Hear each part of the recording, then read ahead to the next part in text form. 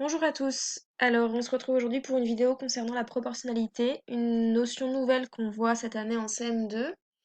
Ça m'a été demandé par certains parents et voire certains élèves, puisque effectivement, c'est pas une notion qui est évidente, surtout que là, cette semaine, vous êtes en travail, vous êtes en travail à distance.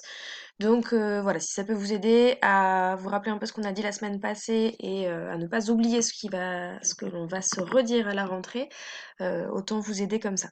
Donc la proportionnalité, qu'est-ce que c'est? Hop là, excusez-moi. Qu'est-ce que c'est la proportionnalité? Qu'est-ce que veut dire ce mot? Alors dans le dictionnaire, la proportionnalité, c'est une notion qui s'applique à des grandeurs reliées entre elles par un même nombre. Oui, mais alors là, j'imagine que pour vous, cette définition, elle est un petit peu compliquée. Donc, qu'est-ce que ça veut dire que ça? Et on va expliquer un petit peu plus. Donc, on va donner un exemple pour pouvoir expliquer et nous faire comprendre plus précisément. Un exemple simple pour démarrer. Imaginons qu'un un stylo rouge vale 2 euros.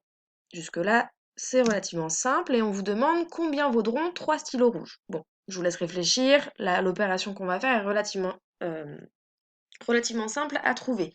Donc normalement, si vous avez bien compris le petit problème, on fera un stylo rouge plus un stylo rouge plus un stylo rouge. Ça nous fera 3 stylos rouges. Sachant que chacun vaut 2 euros, ça nous donnera 2 euros plus 2 euros plus 2 euros et on obtiendra 6 euros. Ça, c'est la manière classique que l'on a de résoudre ce genre de problème dit additif.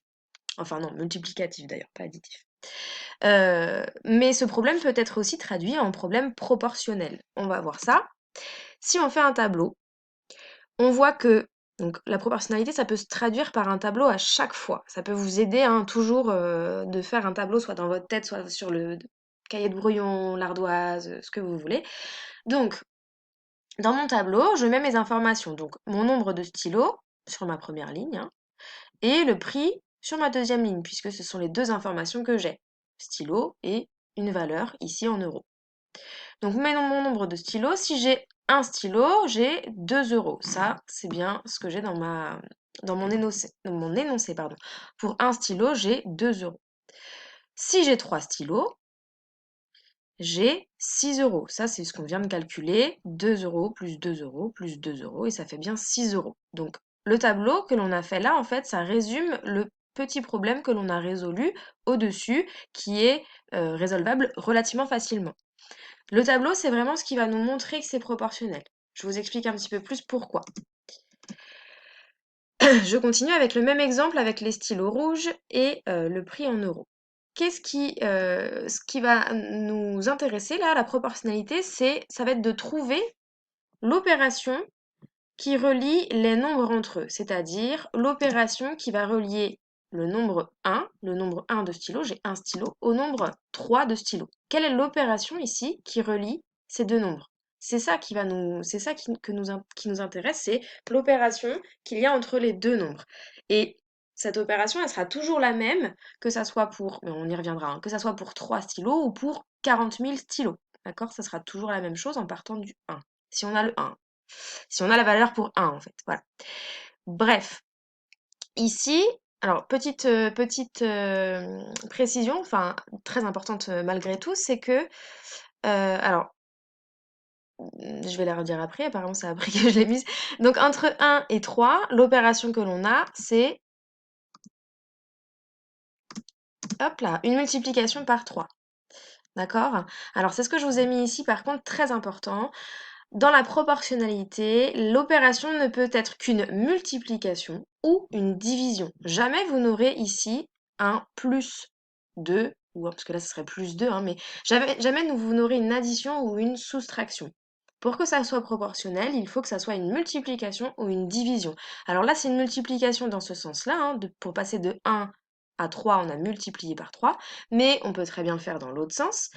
Pour passer de 3 à 1, là, on fera divisé par 3. C'est pour ça que je vous dis, c'est toujours une multiplication ou une division. Si vous êtes dans votre tête en train de vous dire, on est passé de 1 à 3 en faisant plus 2, c'est pas une... là, vous n'êtes pas en train de faire de la proportionnalité. C'est vrai, hein, on a bien fait plus 2, mais on ne fera pas plus 2 pour trouver 10 000 pour 10 000 stylos. On ne fera pas plus 2. Donc, c'est pas bon. C'est vraiment une multiplication qu'il faut trouver. Maintenant que je sais que pour passer de 1 à 3, j'ai multiplié par 3. Eh bien, je vais tout simplement faire la même chose pour le prix. Pour passer de 2 à 6, enfin pour passer de 2, je vais multiplier par 3 et je vais obtenir 6. C'est ce qu'on a fait au tout début, hein, je vous rappelle. C'est ce qu'on a fait quand on a fait 2 euros plus 2 euros plus 2 euros égale 6 euros. Donc vous voyez bien là que la relation entre la ligne du haut et la relation entre la ligne du bas, on a choisi exactement la même opération. Enfin, on n'a pas choisi, hein, c'est comme ça, c'est une règle de proportionnalité. C'est la même opération qui se passe entre 1 fois 3 égale 3 et 2 fois 3 égale 6. Donc la proportionnalité, c'est ça. C'est le nombre qui relie comment on va dire ça, les choses que l'on a dans le problème et que l'on veut trouver en fait, hein. Donc maintenant qu'on a trouvé, ça c'est quand on sait pour la valeur 1, hein. Ça c'est important. Si on sait pour 1 fois quelque chose, on saura pour tout le reste, hein. Ça c'est vraiment la base. On reviendra après si jamais on ne connaît pas pour la valeur pour une chose. On reviendra plus tard sur ça.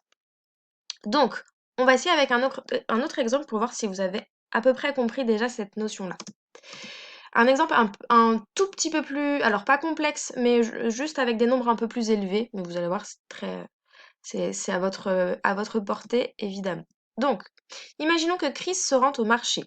Il achète 5 kilos de viande. Sachant que 1 kilo de viande vaut 7 euros. Combien va-t-il payer? Alors, je vous laisse, si vous avez besoin de mettre pause, mettez pause et essayez de mettre ce problème sous forme de tableau, comme on l'a vu tout à l'heure. Donc, si vous avez bien essayé de trouver en faisant un tableau, ça donne ceci. Donc, un peu comme tout à l'heure, avec donc non pas un nombre de stylos ici, mais un nombre de kilos, puisqu'on parle de kilos de viande. Et ici, un prix, puisqu'on est toujours, on cherche toujours à savoir combien on va payer, hein. Donc un prix en euros.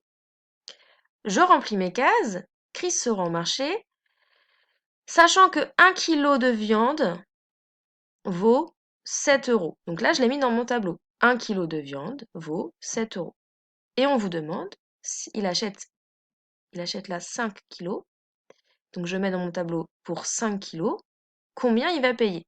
Donc là, j'ai mis exactement l'énoncé de mon problème avec la question dans mon tableau de proportionnalité. Maintenant, on va faire comme tout à l'heure avec les stylos. On va chercher la relation qui relie le 1 au 5. Relativement aisé aussi, hein. Comment on a fait pour passer de 1 à 5? Je vous rappelle, c'est soit une multiplication, soit une division.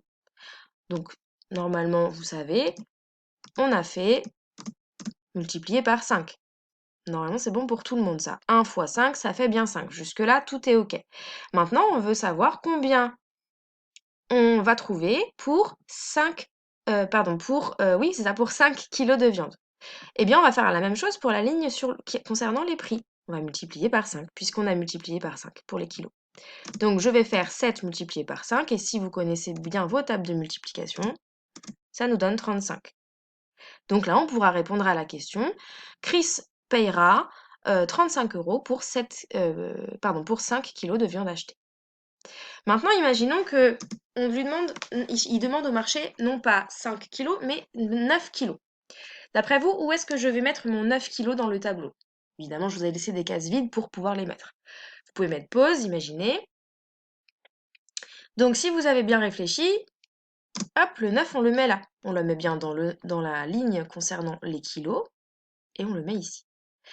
Je vais faire la même chose que tout à l'heure, je vais essayer de savoir quelle est la relation entre 1 et 9. Comment j'ai fait pour passer de 1 à 9? Ici, c'est toujours pareil en fait, hein, puisqu'on démarre à 1. 1 multiplié par 9, ça fait bien 9.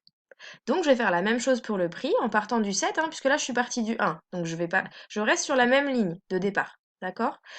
Donc je prends mon 7 et je vais faire exactement la même opération. Celle-ci. 7. Alors par contre je vais baisser ça sinon vous ne voyez pas. Hop, voilà. 7 fois 9. Et encore une fois, si vous connaissez vos tables, je l'espère, vous obtenez 63. Donc si on vous pose la question combien paiera Chris pour 9 kilos de viande, il paiera 63 euros. Donc ça, c'est exactement de la proportionnalité. Ici, c'est de la proportionnalité comment on pourrait dire ça? Pour vulgariser, on dirait que c'est de la proportionnalité classique, c'est-à-dire que là, on parle de proportionnalité en passant, pardon, toujours par l'unité seule, pour une unité à chaque fois. Donc, c'est plutôt simple de calculer puisqu'on part du 1. Parfois, on a des problèmes où on partira pas du 1 et du 5, hein, pardon, on saura pas pour 1 kilo combien ça vaut, on saura directement pour 5 kilos combien ça vaut. Donc là, ça sera plus compliqué. Je vous l'expliquerai, vous inquiétez pas, c'est aussi à portée de main. On l'a déjà un petit peu vu en classe, hein, mais si vous avez oublié, c'est normal, vous inquiétez pas. On l'a vu, me semble-t-il, que sur une seule semaine, ou peut-être 2, mais voilà. Donc, ce n'est pas grave si pour l'instant c'est pas clair dans votre tête, c'est des notions nouvelles de CM2, vous allez refaire ça au collège, pas de problème. Voilà, ça c'était vraiment pour les bases. Je vais vous refaire quelques petites, je sais pas quel moment, mais je vais vous refaire des vidéos pour des problèmes de proportionnalité où justement on ne connaît pas la valeur pour une unité. Donc là, il faudra chercher un petit peu plus dans sa tête, hein, puisqu'ce ne sera pas des tables aussi simples, on va dire. Et je vous rappellerai aussi ce qu'est la règle de 3. Le produit en croix. On l'a vu également en classe, mais pareil, on l'a vu brièvement. Certains ont compris, certains n'ont pas compris. Donc, pas de problème, on va revoir. Je vais réexpliquer de toute façon à la rentrée, on reparlera de tout ça. Mais je vais certainement quand même vous faire une vidéo sur la règle de 3, le produit en croix. Comme ça, vous l'aurez sous les yeux. Donc, si jamais ça vous échappe euh, au cours de l'année, ou même en sixième, vous oubliez, et bon, bah, on sait jamais, hein, et ben vous aurez ça sous la main. Donc je vous la fais, je sais pas quand, je peux pas, je vous dis pas parce que déjà c'était pas vraiment prévu donc je sais pas j'ai pas d'emploi du temps dans ma tête, mais je vais essayer de vous le faire dans les jours prochains. Je vous enverrai certainement un mail pour vous prévenir, que la vidéo est en ligne et voilà, j'espère que ça vous aide. Hem, Bah, c'est tout. Je crois que j'ai terminé de toute manière, oui voilà.